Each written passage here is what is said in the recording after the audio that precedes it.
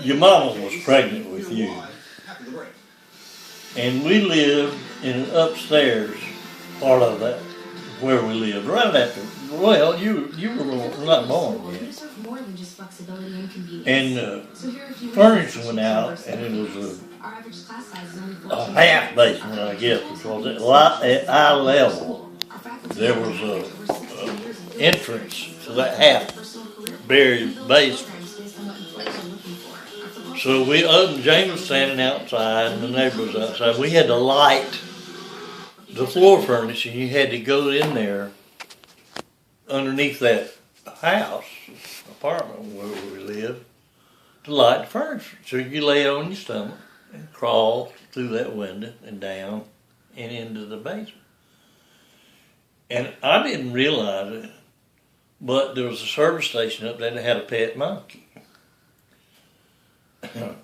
And I got in there, and that monkey got a hold of me, and I was scratched from either the monkey or that window, laying on my stomach to get out of there. That monkey got a hold of me, and I mean to tell you, I got out. I know what had a hold of. I didn't know what it was. I didn't know whether it was a gorilla or a ghost or what. I was raw on my stomach when I came through that casement window, and that monkey come out behind me, and of course everybody out there went hilarious. But that was an experience, let me tell you. That was the first time I had an experience with a monkey, you know. And then the second time was Andy and I coming home from work, and I said, Andy's monkey across that street. Go on, Dad, I gotta eat and go back to work. No, I'm gonna stop. So I stopped the pickup, and the lady was walking. I said, ma'am, did you see a monkey across? No. And Andy opened the door and said, Dad, come on, we gotta go. And about that time, that monkey jumped right on top of Andy and right into the back where I had little sugar cubes.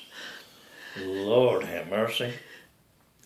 And we got a hold of the monkey, it's for sure. That monkey, it was a loose monkey. And got to the house, and I got a dog chain and got a hold of the monkey and tied him on the back porch right here. And your mama come home at lunch from selling real estate, and there was a monkey on the back porch. Anyway, after she got over the fear, come in the side door. She didn't come in this back door. We took him back out to the base, and there was an old dog out there named Rufus. And they closed the doors to the shop and turned that monkey loose, and he went up in the rafters. And that dog was out there, and that monkey jumped on top of that dog. You thought that dog was a puppy. He ran around that monkey holding on to him. You know?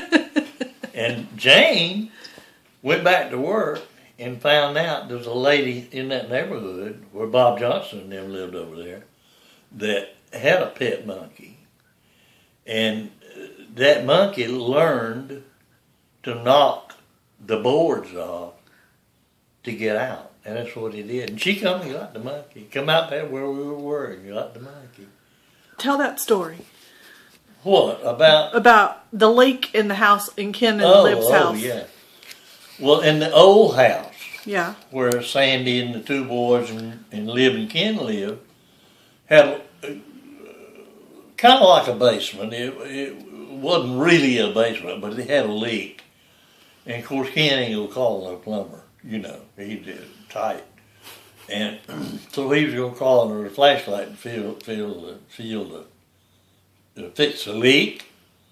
So he crawled under the house with that flashlight and reached around to find the leak and laid his hand on that alligator.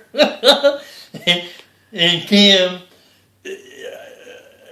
he never moved so fast in all of his life to coming out from under that house. And what had happened was one of those soldiers' families had a pet alligator. And it got too big, so he come into that house there next to Ken's, where Ken lived, you know. And it scared him to death. He would go back under there and they come and got that alligator. But they came as the animal control, I guess, or whatever they called me. Came, went over there and got him. He's a pretty good sized alligator, too. Oh, mercy. Yes, okay. Yeah, I was in the Air Force, and they said that we wanted we had a F-1